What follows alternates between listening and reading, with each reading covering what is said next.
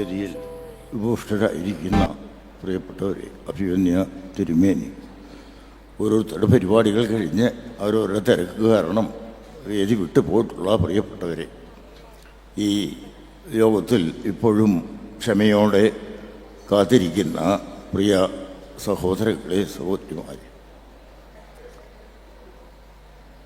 സുൽത്താൻ ബത്തേരി ഭദ്രാസനം ആരംഭിച്ചിട്ട് 40 വർഷം പൂർത്തിയാകുന്ന ഈ വേളയിൽ നമുക്കെല്ലാവർക്കും ഒന്ന് ഒരുമിച്ച് കൂടുവാനും ആ 40 വർഷത്തെ കാര്യങ്ങളൊക്കെയും ഒന്ന് അയവിറക്കുവാനും നമുക്ക് ഒരു അവസരം ഒരുക്കിത്തന്ന നമ്മുടെ ഇപ്പോഴത്തെ അഭിമന്യ മെത്രാപ്പൊലീത്ത ബർണബാസ് തിരുമേനിയോടൊപ്പം പ്രവർത്തിച്ചു കൊണ്ടിരിക്കുന്ന ഭദ്രാസന സെക്രട്ടറി പ്രിയപ്പെട്ട ബേബി ജോണച്ചനോടും ഭദ്രാസന കൗൺസിലിനോടും അതുപോലെ സഭയുടെ എല്ലാ പ്രവർത്തകരെയും ഈ അവസരത്തിൽ നന്ദിയോടെ ഓർക്കുകയാണ്. അതിലെല്ലാം ഉപരിയായി ഒന്നുമില്ലായ്മയിൽ നിന്നാണ് നമ്മുടെ ഭദ്രാസനം ആരംഭിക്കുന്നത്.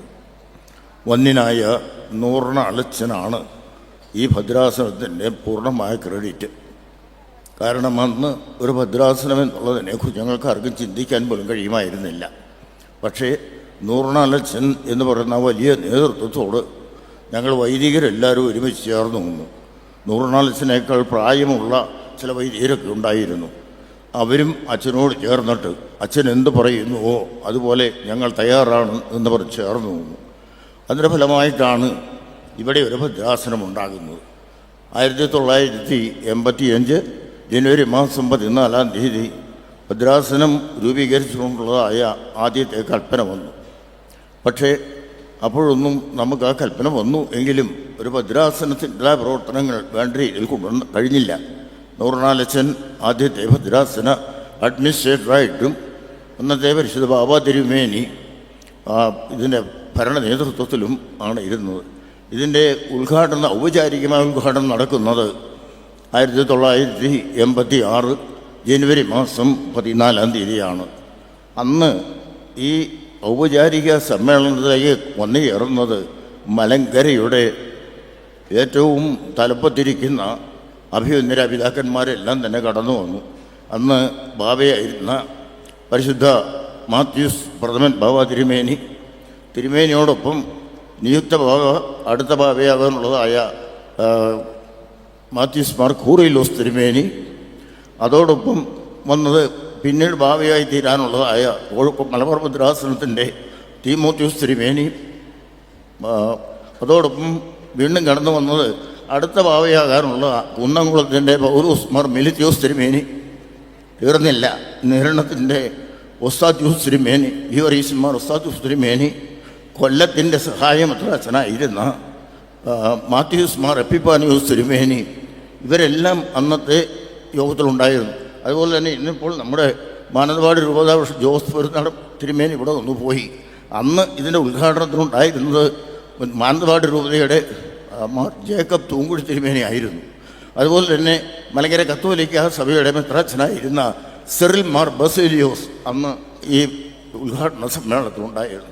അങ്ങനെ അതുപോലെ തന്നെ മന്ത്രിമാരുണ്ടായിരുന്നു, രാഷ്ട്രീയ സാമൂഹിക നേതാക്കന്മാർ. വളരെ പ്രൗഢഗംഭീരമായിട്ടാണ് ഈ ഭദ്രാസനത്തിൻ്റെ ഉദ്ഘാടനം അക്കാലത്ത് നടന്നത്. അതിനെല്ലാം സാക്ഷികളായിട്ടുള്ള പലരും ഇവിടെ കാണാം. ഞാൻ എൻ്റെ ഓർമ്മയിൽ നിന്ന് പറയുകയാണ്.